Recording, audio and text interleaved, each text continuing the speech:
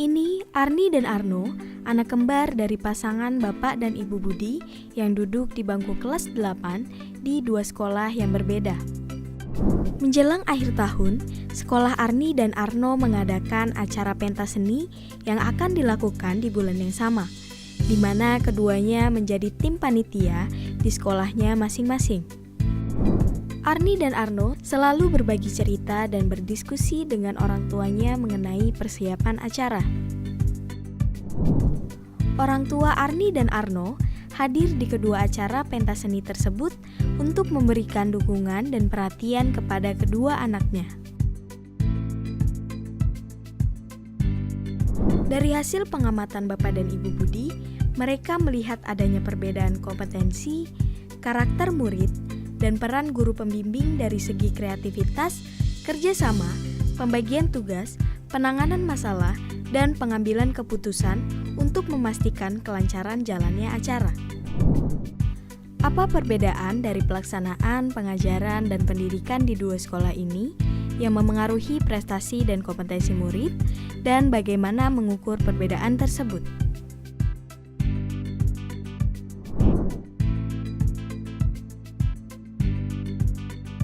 Mulai 2021, Kementerian Pendidikan, Kebudayaan, Riset, dan Teknologi menerapkan asesmen nasional yang bertujuan untuk memantau dan mengevaluasi kualitas sistem pendidikan di Indonesia. Asesmen nasional terdiri dari asesmen kompetensi minimum, survei karakter, dan survei lingkungan belajar yang akan memberikan profil satuan pendidikan. Satuan pendidikan yang baik adalah satuan pendidikan yang efektif memfasilitasi belajar murid melalui proses pembelajaran yang berkualitas, guru-guru yang secara konsisten melakukan refleksi dan memperbaiki praktik pengajarannya, kepala satuan pendidikan yang menerapkan visi, kebijakan, dan program yang berfokus pada kualitas pembelajaran, dan iklim satuan pendidikan yang aman, menghargai keragaman, dan inklusif. Dengan demikian, satuan pendidikan dapat menciptakan suasana dan lingkungan belajar yang kondusif bagi murid, sehingga mereka mampu meningkatkan kompetensi dan karakter. Pada akhirnya, semua satuan pendidikan berkontribusi dalam meningkatkan mutu pendidikan Indonesia. Untuk mendapatkan data yang komprehensif dan objektif, responden survei lingkungan belajar terdiri dari kepala satuan pendidikan, guru, dan murid.